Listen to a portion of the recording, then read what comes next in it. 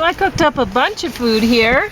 Yeah, bunches and bunches. There's some fresh avocado, some peas cooked with cremini mushrooms and sage and garlic, and potatoes and lentils and peppers. Pretty healthy. I hope so. I hope it's good. You're having romaine lettuce juice. Okay, thanks for the warning.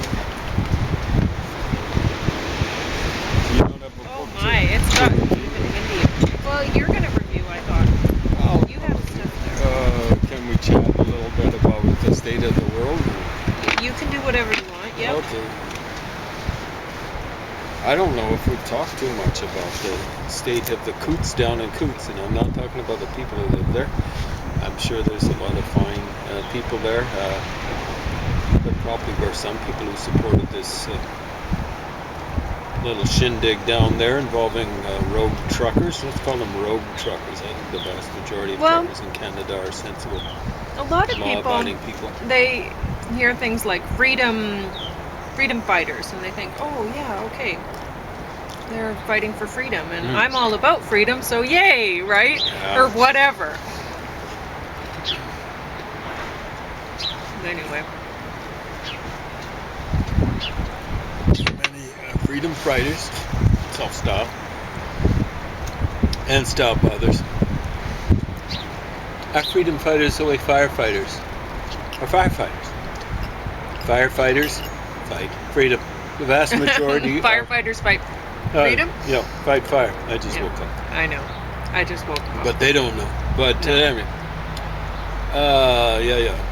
Firefighters, no. I respect you guys. Just don't get involved with one of these stupid things. Don't become a freedom fighter like these folks. Firefighters fight for fire. And almost every freedom fighter that's ever come down the pike in this world, anywhere, anytime, has been a fighter against freedom. Doesn't matter how they style themselves. They want to get rid of well, a lot of people want the freedom to kill other people, or want the freedom, I mean, that's ultimately what people who are mad about COVID nowadays really want, the freedom to kill other people. It's more of a manslaughter type thing. Generally, it's not. Go out of their way to kill people. They're not going to get a way not to.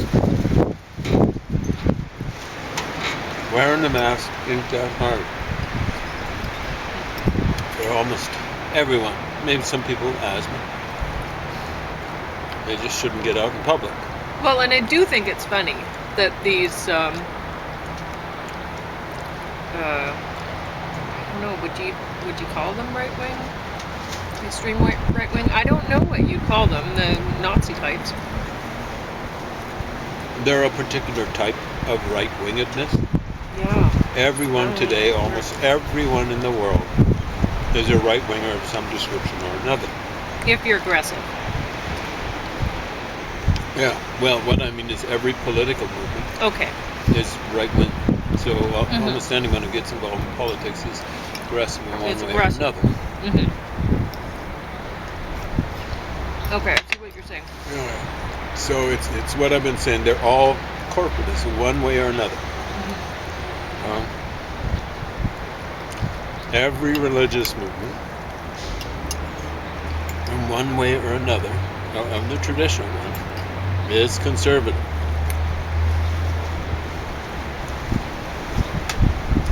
Some of the smaller ones we could argue aren't, at least relatively speaking. But the big ones, Christianity, the various types of Christianity, the major Protestant churches. Not the actual religion, though. Relatively speaking, it's less conservative than all but Buddhism. It's just the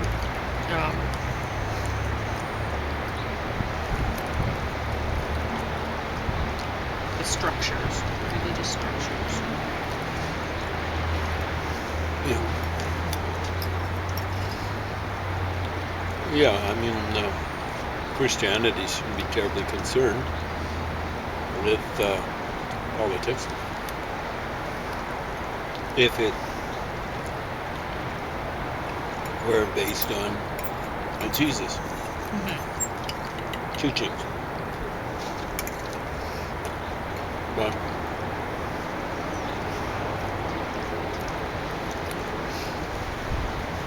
since the Catholic Church took it over, Christianity, starting about 300 AD, King Constantine emperor.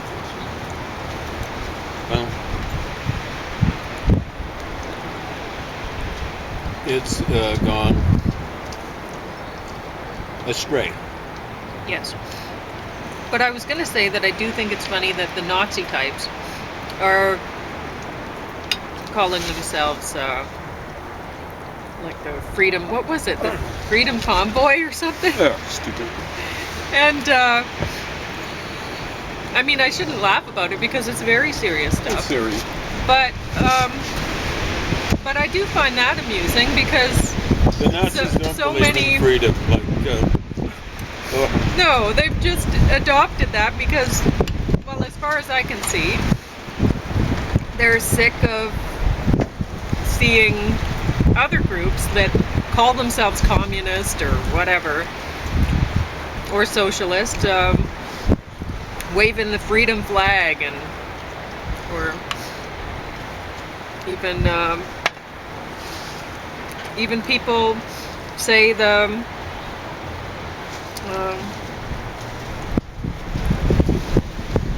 different sexual groups. genders? Gender groups. Wanting freedom. And, it's all about freedom. And so then they adopt that. And I think that's kind of funny, right?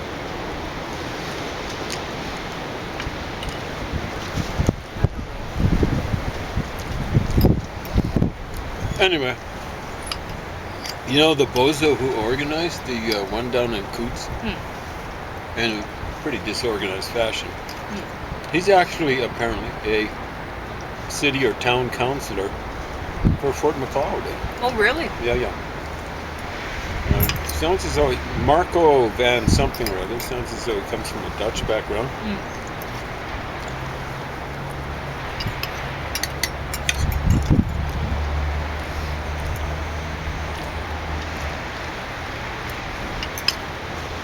If I were Dutch, I'd be so ashamed to share the same nationality or part nationality. Anyway, he said more than once, we came in peace and we leave in peace. He left out the middle part. We came in peace, voted for bear, and left in peace. What an idiot. But the RCMP did a great job. From the sounds of it, I don't think it was their choice as to when they went in. They went in late. They let, it looks like a fair amount of economic damage be done. It looks as though, well, someone, not them, left it late enough for these idiots to get part of their program through. Jason Kenney hurried up his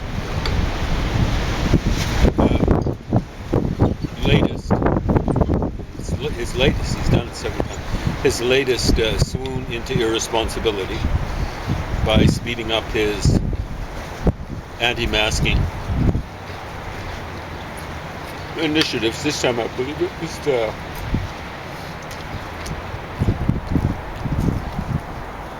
allowing anti-masking in schools.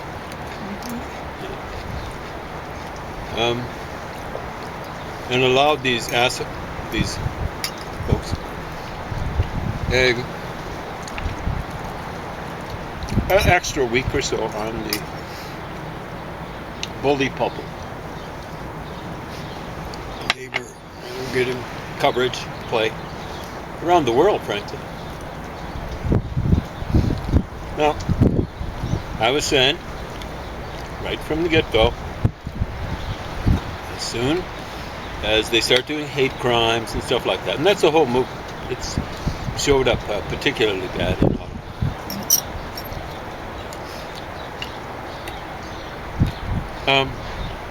Then they should have moved in firmly with as little force as possible.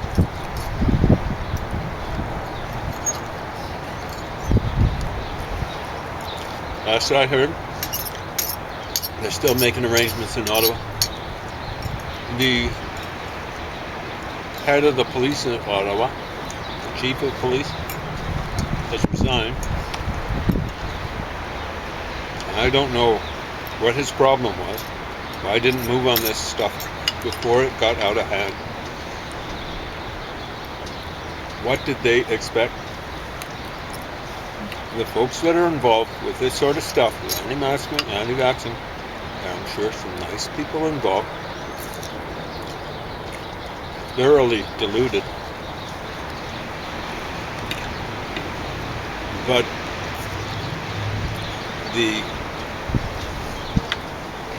where it's coming from is from a base of fascism and neo-Nazism. Yeah. And neo doesn't make it any better than the original.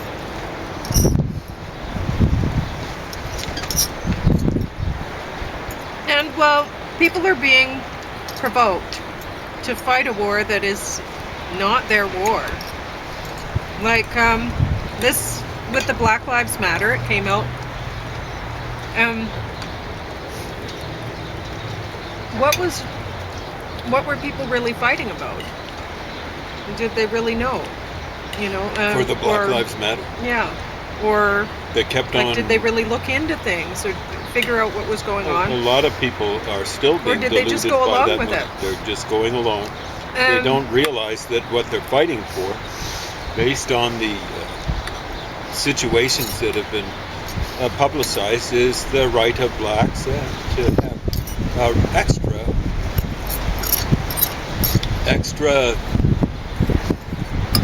extra rights, the right to resist arrest. Resist arrest. Yeah. And sometimes, I won't say the most, but extremely extravagant fashion. Well, I can understand. There's a lot of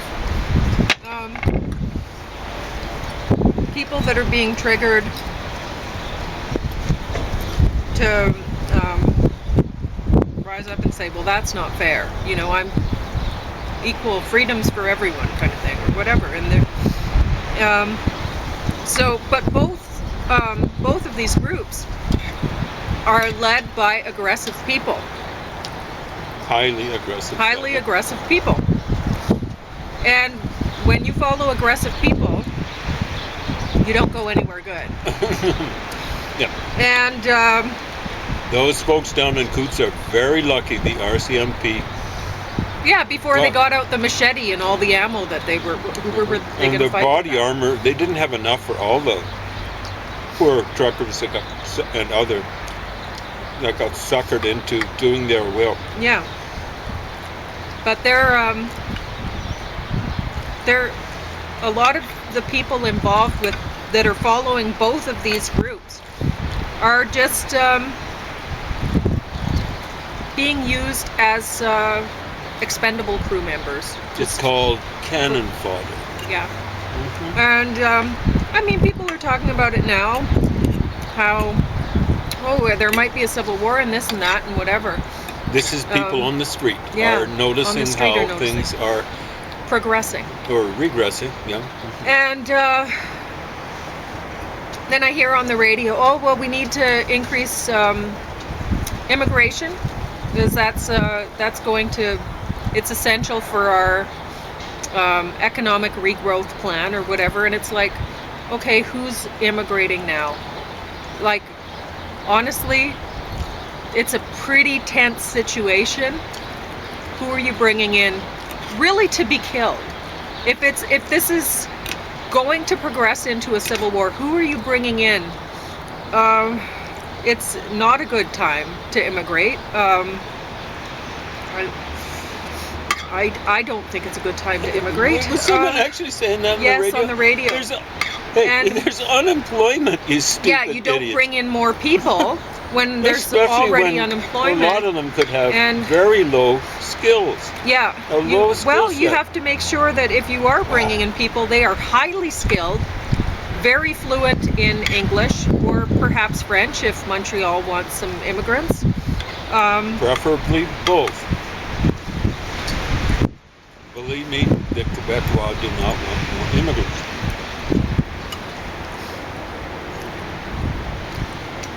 So probably just English. Huh? I mean, then every time you click on the radio, the CBC for some news, you're hearing about how black people on the prairies, they built the prairies. They actually saying they built the prairies, and it's like, wow, like what part? Calgary since the 70s? Yeah, like what part? When?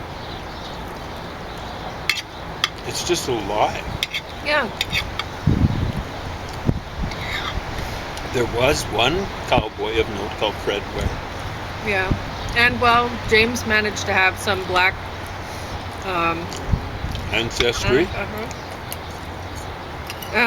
My best friend from high school, she had to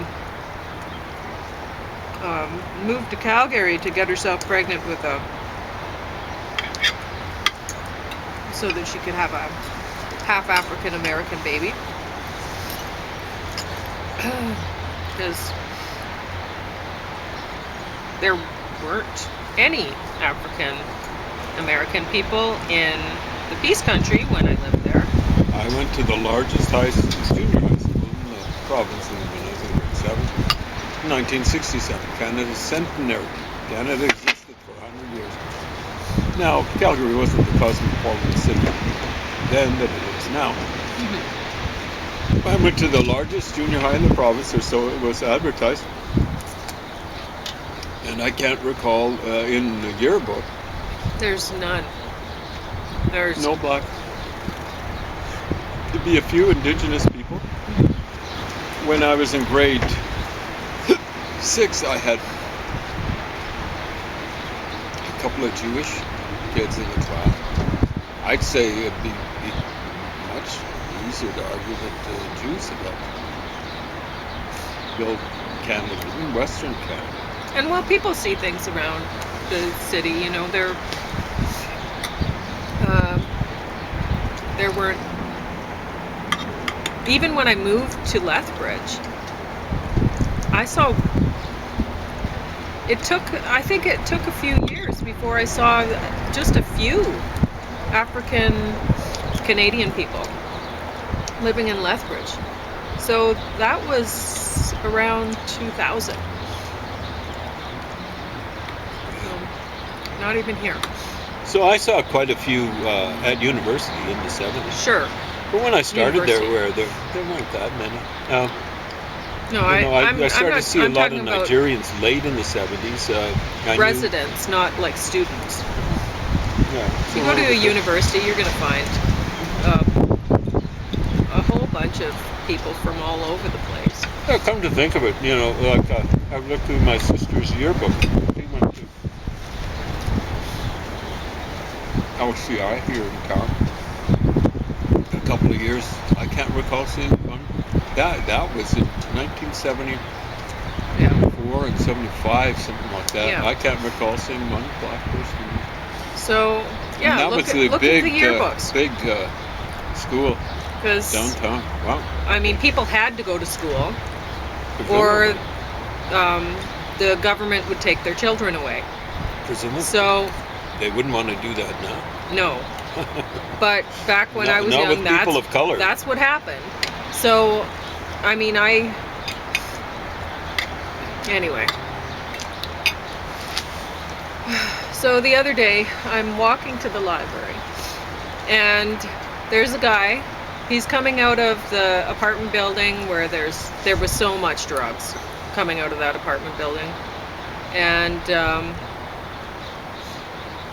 they cleaned it up. They painted it and stuff like that. Redid the lawn. And lighted it they made, heavily. yes, they put a lot of lights around the outside. So after the guy was murdered, and I mean, there was a guy murdered there. Too much publicity for that apartment building. Yep. Anyway,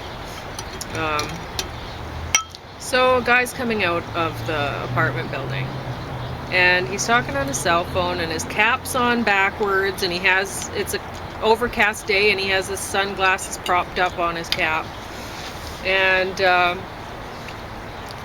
he's talking on the cell phone while he comes out, and he goes and unlocks his BMW car. It's shiny new white BMW, and I mean, this kind of weather, he'd have to be washing that thing every day. Yeah, we get Chinooks and stuff spraying all over it. Yeah. So anyway, so the guy, I mean, anybody who's walking down the street and sees a guy with his cap on backwards, he's a young man, and he's coming out of that apartment building, and somehow he has a shiny white BMW vehicle. They're going to be thinking, how in the world does somebody who's somehow associated with that apartment building have a shiny white BMW car? Anybody with any sense is going to be looking at that. Yeah, see, when Pauline mentioned it to me, yeah, she just mentioned it the way she mentioned it to you. To you. And I knew one of two nationalities he would be, or races he'd be. Was he a person of color? He looked like he was from Africa. And so... No, I mean, it's because of what's been coming out of that apartment. Yeah.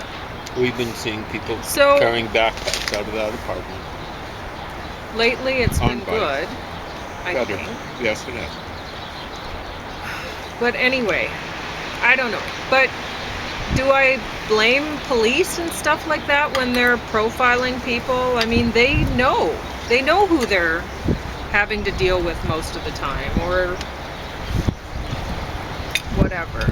They get a sense of, oh wait, guy has a shiny white BMW and he's really young, and he's the kind of guy that wears his cap on backwards.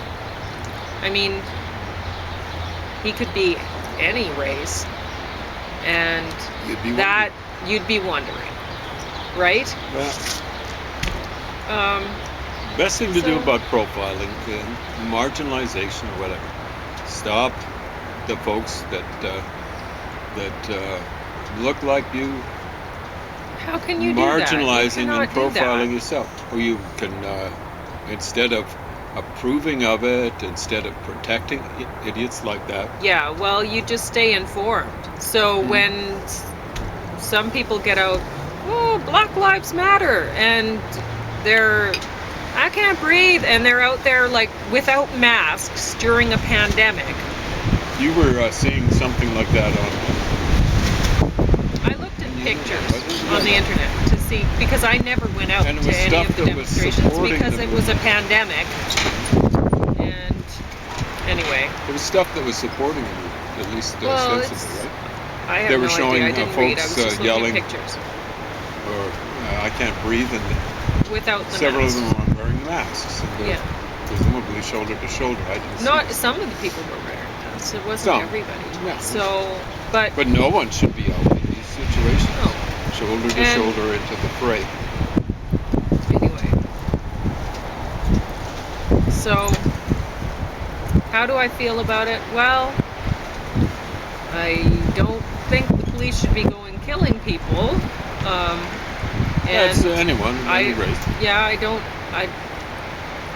But when police do get involved when there's something, a death involved with an arrest, then I'm really skeptical. I'm thinking, okay, well, nowadays, yeah, the police they're having to deal with the most aggressive people that nobody wants to deal with. I don't want to deal with those people. if there's really aggressive people in the neighborhood, I want them dealt with by the police because I don't want them coming after me. And they will. And they will. They do. So, like James had somebody threaten him With a right, knife. right beside my house with a knife. Beside. And So there were two of them. One was driving the car. and one That got dropped out the with guy the off, knife. and he had the knife in his left hand, and he was coming towards me like this, his arms up. And I had to do a lot of explaining to explain what I was doing in the alley. So, and then I'm like, And I want to stress that the guy dropped him off, and this was the day before, incidentally, the murder happened. I don't think anyone of those folks were involved in the murder. I have no idea. But the day before, and the fellow went to the apartment building. I don't know what happened to the guy who was on foot coming after me. You know, like when he was like this, he was coming towards me. I'm sitting there looking at my options. I knew I couldn't run to the car. I got 5 fractured vertebrae. I knew I wouldn't have time to make it back on. I was in the alley to make it onto the deck before that guy was on me. And I mean, how can they get off the CBC putting somebody on saying black people built the prairies when, I mean, there were already native people on the prairies. Indigenous people build the prairies. Okay? Yeah, like thousands of years ago. Thousands and thousands. More than 10,000 years. You have 3 minutes to talk about whatever you want to talk about. I'll just introduce people. Yeah, stay tuned. Once I finish this up, I just got the first 2 pages. No, I've actually. he read through a lot of it. I've read through all but the. So I've gone through everything but.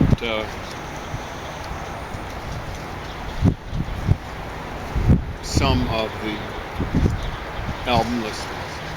So this is how much I got left. There's a lot of pictures in the book, but they're great pictures. There are some good pictures, and get ready. I'm going to show you so you can see the front cover. It's good great. Pictures, good picture. It's basically a picture book. So there are lots of pages where it's just one photo or photos. This is David Bowie and Liz Taylor cozying up with each other, canoodling. She's offering him a cigarette, and ultimately, that might have been the one that killed him. It's hard to say. Did he die of lung cancer? Something like that. Anyway, he died a little prematurely.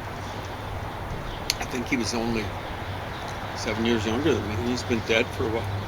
There he's showing off a little bit of his short and curly. So stay tuned. You'll get to see some of David Bowie's. Did they say? How do you say it? Bowie or Bowie? I don't know. I think you're supposed to say Bowie night. David Bowie, but Bowie, who knows? I've always said it Bowie. So, there's some gruesome pictures in here of him when he's in his Aladdin Sane period and looking very, very anorexic. Probably doped out on cocaine or anything else. So stay tuned. I'm almost finished it.